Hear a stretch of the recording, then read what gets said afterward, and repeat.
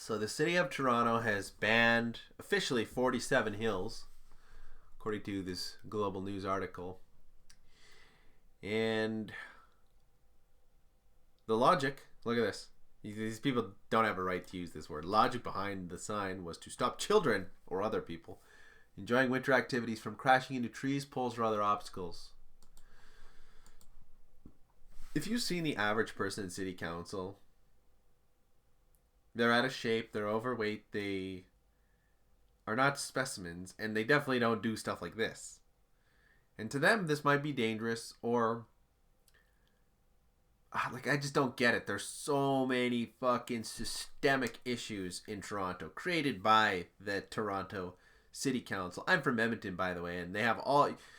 Toronto has all the same problems as us, but they're on steroids, just due to the size of the city and the fact that these types of policies have been in effect longer than Toronto. Toronto's kind of a new progressive city. Only in the last 3 years have they really started to ramp up all the woke things. But there was a man who famously once said, actually I'm going to find it. You know what woke means? It means you're a loser. Everything woke.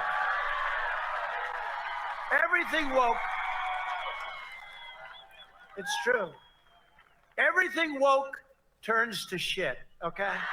True. It's true. So there you go, everything woke. How is this woke, you might ask? Well, it's woke because it's maybe not woke in the strict sense, like it's a hyper political issue, but it does play into the whole safetyism. It kind of reminds me of the blanket bans they put on, like at the federal level. You can't ignore someone's gender if they have a preferred pronoun. Like there's no interpretation. It's just blanket. I hate these blanket things. Like they couldn't put up a sign that says you are liable. The city now absolves itself from liability if you get hurt or crash into a pole, which maybe some people now wouldn't go. There's maybe a risk. But to say you're too incompetent and me, a bureaucrat, knows what's best for you, that's going into the progressive ideology because it's a top-down authoritarian maneuver. That's how I see it.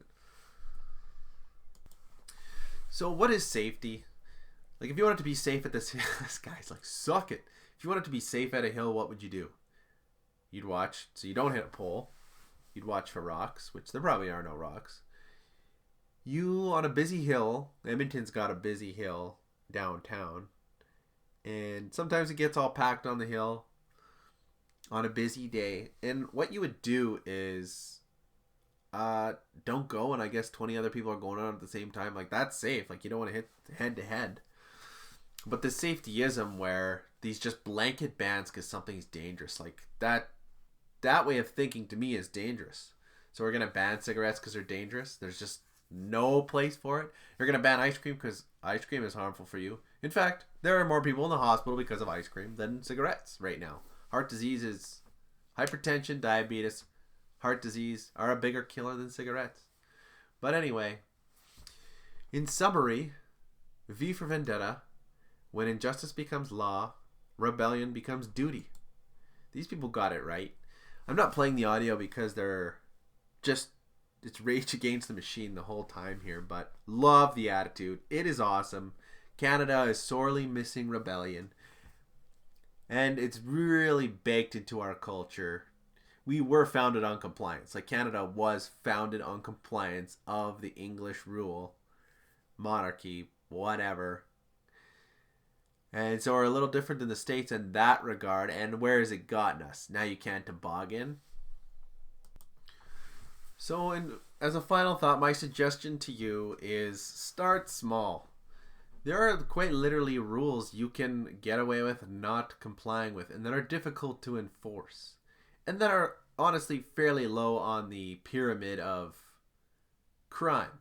You know, at the top is the heinous crimes, a little lower is probably murder without the heinous aspect, and then maybe armed robbery. And then at the very bottom of this crime pyramid is something like this. You're not going to serve any jail time. You're not going to get in any kind of trouble.